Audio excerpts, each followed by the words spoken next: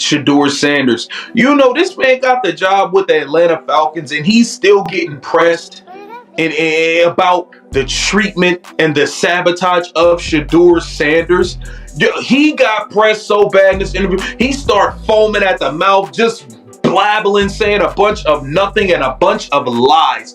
This dude act like he cared about the development of Shedeur Sanders. This dude act like... First of all, Dan, I would tell you I have zero ill will towards anyone in that building. As it relates to decisions like that, it's not fair for me to comment. Those two young players, I love those guys. I loved coaching them. I love their development. I think both those guys, you can point to their rookie seasons. Bunch of lies. It's not my number one choice, Carl. We'll see where this goes. Now, we've had retreads or guys get a second opportunity to have great success in this league, you know, from Bill Belichick to Andy Reid, but Stefanski is going to be a hard sell to some of the fan base.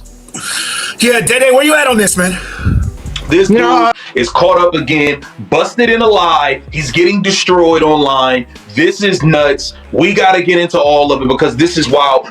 We got to get into Kevin Stefanski being exposed about lying about Shedeur Sanders sabotage once again. And then he tried to make an excuse for playing Dylan Gabriel, who can't stand up tall and see over a box of cookies, over Shedeur Sanders, which is the biggest impact he has on the National Football League, bro. Last year when things was transpiring, everybody seen it. You could not cut on your TV and not see Kevin Stefanski's sabotaging Shedeur. It was making New York Post, ABC News, NBC, ESPN, social media, you name it. Everybody and their mama was talking about the buffoonery Kevin Stefanski was doing in regards to Shedeur. Shedeur Sanders is on the fast track to success.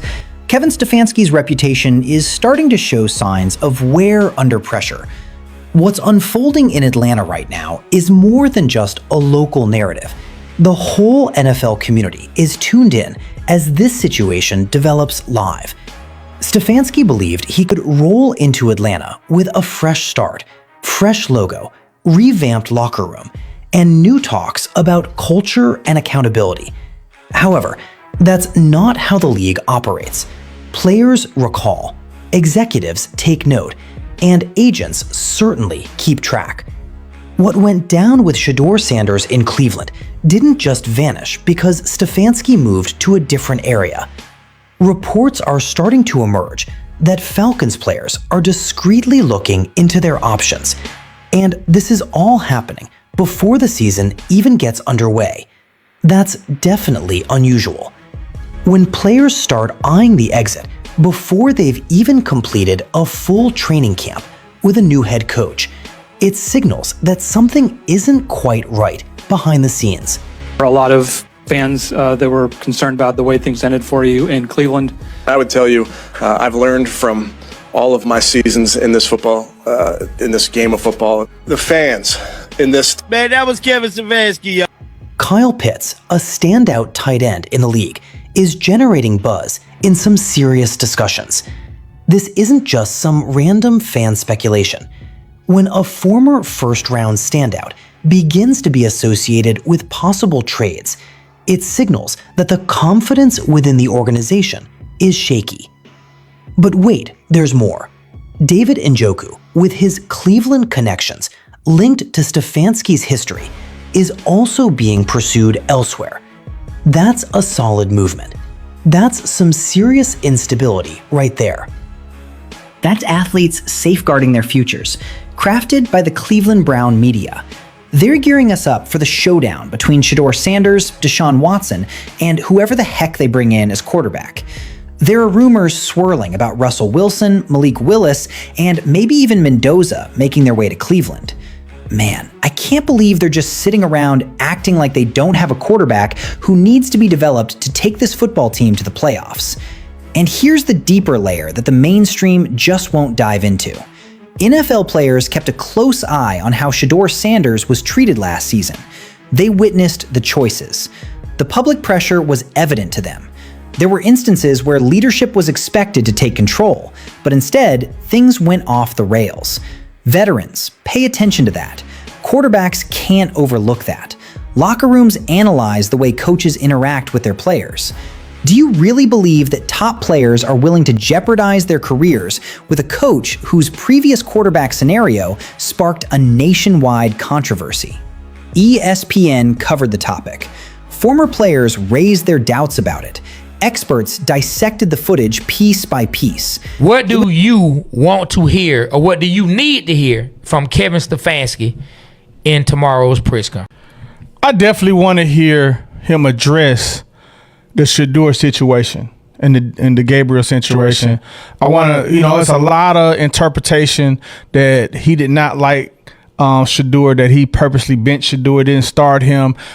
We saw an instance where Shedeur won his first game and he didn't get a game ball. And let's be fair, Gabriel won a game and he didn't get a game ball as well. So a lot of people, especially Atlanta fans, because Shedeur Sanders was a dear beloved Falcon to us, and we love his kids. So Shedeur, we kind of like, I know I was feeling like, hey, man, I don't want this coach. He did Shedeur wrong. But now digging into things, you're starting to hear little things. I want to hear him address that. I really do. And I do want to hear what his plans are for the Falcons and how he's going to make us win. And I know he can't justify him being hired after 2 losing seasons, but I kind of want to understand why he's the man for the job and why he's going to take us to the Super Bowl. I want to hear the type of team he wants to build, the identity he sees for the Atlanta Falcons. I want to hear the culture he's trying to build with the Atlanta Falcons, the identity he wants for this team. That's going to tell me a lot. Okay, so let me set the stage for you real quick, because this story has layers that most people aren't talking about.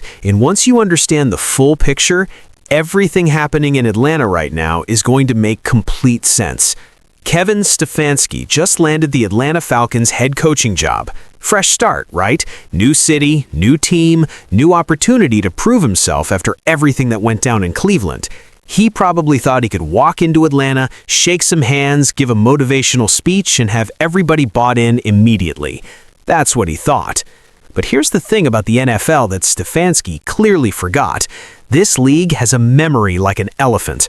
Players talk, coaches talk, executives talk, and what happened with Shedeur Sanders in Cleveland, that conversation never stopped. It just kept spreading, kept growing, kept picking up momentum. And now that Stefanski is in Atlanta, all of that has followed him straight through the door. The Falcons players aren't welcoming him with open arms. They're furious, and not just a little frustrated. We're talking about players actively demanding that this man gets suspended for the lies he told about Shedeur. Think about how insane that is. A coaching staff just arrived, and already the locker room is in full rebellion mode. That doesn't happen by accident. That's the direct consequence of a track record that speaks for itself. Now let's go back to Cleveland for a second, because you cannot understand what's happening in Atlanta without understanding what went down there first. Shedeur Sanders came into the league underestimated, doubted, and overlooked by almost everybody, except the fans who watched him dominate at the college level. He showed up ready to work. He showed up ready to prove every single doubter wrong. And what did Stefanski do? He tried to throw him off. He tried to mislead him. He tried to control him and keep him from reaching his full potential. And here's the part that gets me every single time I think about it. It didn't work. Not even a little bit. Shedeur threw for huge yardage. He led his team on clutch drives when the game was on the line. He made the Pro Bowl as a rookie. In Stefanski, he refused to acknowledge any of it. No praise, no credit, nothing. Every move was calculated to hold Shedeur back, to make him question himself, to make it look like he wasn't ready for the league.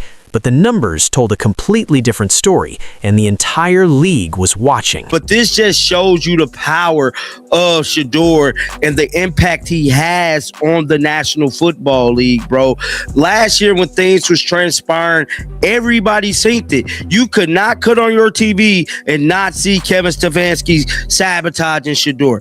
It was making New York Post, ABC News, NBC, ESPN, social media, you name it, everybody and their mama was talking about the buffoonery Kevin Stefanski was doing. Last year, when all of this was going down, you literally could not turn on your TV without seeing coverage of what Stefanski was doing. This wasn't some inside baseball story that only hardcore football fans knew about. We're talking New York Post, ABC News, NBC, ESPN. Social media was absolutely flooded. Everybody and their mama was talking about the buffoonery Kevin Stefanski was pulling in broad daylight on national television. You can't buy that kind of exposure, and you definitely can't undo it with a fresh start in a new city. So when Stefanski landed in Atlanta thinking he could get a clean slate, the players already knew. They'd seen it. They'd watched it unfold in real time, just like the rest of us. And now they're being asked to trust a coach who has a proven, documented, publicly witnessed history of destroying a young quarterback's confidence for no legitimate reason. Why would they buy in? Why would anyone buy in? And that brings us to Kyle Pitts, and this is where things get really interesting. Kyle Pitts is one of the most talented tight ends in the entire NFL. First-round pick, elite athlete, the kind of player that franchises build around. And according to reports coming out of Atlanta right now, he's already thinking about leaving before a single snap has been thrown under Stefanski's watch. Let that sink in for a second. Your star player is already looking for the exit before training camp even begins? That's not a coincidence. That's not bad luck. That's a direct consequence of Stefanski's reputation following him from Cleveland. Pitts has seen the film. He's talked to players who were in that locker room. He knows exactly how Stefanski operates, and he's not interested in being the next casualty of a coach with an ego bigger than his sense of fairness. And it's not just Pitts. Other big names in that locker room are looking over their shoulders, wondering if they really want to play for somebody with that kind of history. Players are having conversations behind closed doors. Whispers are turning into full-blown panic, and the Falcons front office is sitting there, probably asking themselves why they thought bringing in Stefanski was a good idea, when his baggage is this heavy and this public. Now here's what's really going on beneath the surface, and this is the part that nobody else is saying out loud. Atlanta isn't just seeing a shaky locker room situation. What they're actually witnessing is the ripple effect of what Stefanski did to Shedeur in Cleveland. Players were on the field, watching a rookie get sabotaged for no reason. They watched a young man perform at an elite level and get nothing but cold silence from his head coach. And now that memory, that collective memory that's spread through the entire league, is directly influencing decisions, careers, and the entire vibe inside the Falcons organization. David Njoku is part of this story too. The former Browns tight end took to Instagram to let the world know he was done with Cleveland, and now rumors are swirling that Stefanski is trying to pull him to Atlanta. But think about the position that puts Njoku in. This man shared a locker room with Shedeur. He saw the manipulation firsthand. He witnessed the constant pressure, the way a rookie was made to feel small for absolutely no legitimate reason. You really think he's rushing to follow that same coach across the country? The players who were actually there, who lived through it, who watched it happen up close, they're not forgetting, and they're not staying quiet. Now, David Njoku, former Browns tight end, could be connected to some of this drama that is coming out of Atlanta. Now, we know he took to Instagram a few days ago to let the world know that he will no longer be in Cleveland now. Here's the thing about Stefanski that makes this whole situation even more infuriating when you really look at it. He sat in an interview recently, got pressed hard about his treatment of Shedeur, and what did he do? He started foaming at the mouth. He was babbling, saying a bunch of nothing, hiding behind vague non-answers, claiming he had zero ill will towards anyone, talking about how much he loved those players' development. Zero ill will, loved their development. This is the same man who the entire football world watched deliberately undermine one of the most talented young quarterbacks in recent memory on national television. The audacity is breathtaking. Analysts noticed, commentators noticed, former players watching from the outside started calling it out publicly. Plays that Shedeur executed perfectly, smart decisions, perfect throws, incredible leadership moments got completely ignored. Meanwhile, if any other quarterback on that roster made similar plays, it would have been celebrated, trending on social media, praised as the next great thing. It wasn't luck. It wasn't a coincidence. It was deliberate, and the bias was so obvious that people across the entire league started questioning Stefanski's integrity and his ability to lead. And Shedeur? Here's what makes him so special, and why his story resonates with people way beyond just football. He stayed composed through all of it. He didn't complain. He didn't pout. He didn't take to Twitter calling people out or making statements. He just played. Every single game, every single drive, every single play reinforced the truth louder than any press conference ever could. He was the real deal, and nothing Stefanski did could change that reality.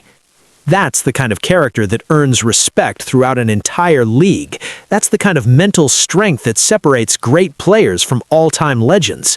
You're getting sabotaged publicly. You're being undermined by your own coach. The media is piling on, and you just keep performing. You keep leading. You keep proving every doubter wrong with nothing but your play on the field. Meanwhile, Stefanski's credibility was taking a massive hit in real time. His reputation wasn't just shaky, it was broken. And now free agents are going to ask questions, draft prospects are going to hesitate, players are going to think twice before signing anywhere Stefanski is coaching. All because the entire league watched a head coach try to crush someone with generational talent and fail miserably and publicly.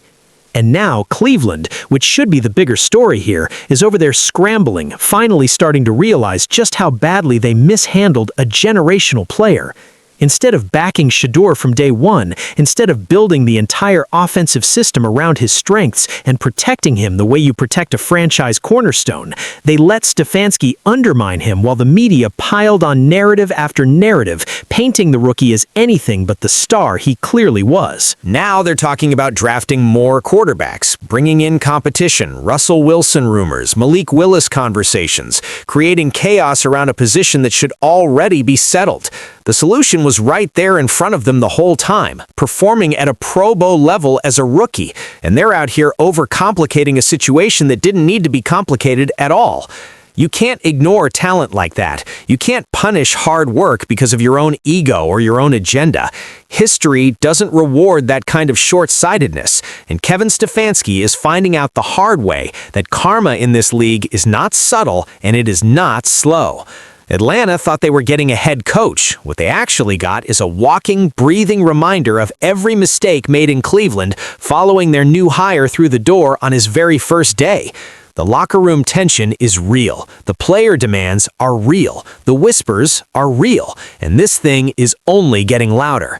Shedeur Sanders didn't have to say a word. He didn't have to call anyone out. He didn't have to make a single statement about any of this. He just kept performing, kept rising, kept proving that no amount of sabotage, no matter how blatant, no matter how public, no matter how calculated, can stop a true star from becoming exactly what they were built to be. The league sees it, the players see it, the fans see it, and now Atlanta is seeing the consequences of what happens when you mess with that kind of talent and think you're going to walk away clean. All right, so here's where we land on all of this. Kevin Stefanski thought a new city meant a new story, but the NFL doesn't work that way. Players remember. Teams remember. The entire league watched what happened with Shedeur in Cleveland, and that memory is now the foundation of every conversation happening in Atlanta right now. Shedeur Sanders came out of that fire stronger, smarter, and more respected than ever, while Stefanski is walking into a locker room full of players who already don't trust him before he's drawn up a single play. Karma doesn't always announce itself. Sometimes it just shows up quietly in the form of a locker room revolt, a star tight end eyeing the exit, and an entire fan base wondering why their new coach's name already feels toxic. That's where Atlanta is right now. And Shedeur, he's just out there proving every single day that talent, heart, and character will always outlast lies and sabotage. So here's what I want to know from you. Do you think the Falcons players are right to demand Stefanski faces consequences for what he did to Shedeur in Cleveland? Is this karma finally catching up, or is this situation going to somehow get even messier before it gets better? And honestly, do you think Cleveland is ever going to fully admit they had a franchise quarterback and let a coach destroy that opportunity? Drop everything you're thinking in the comments because this conversation is far from over. And if you're not subscribed yet, what are you even doing? Hit that button right now because we're going to be covering every single development in this saga. And trust me, this story is just getting started.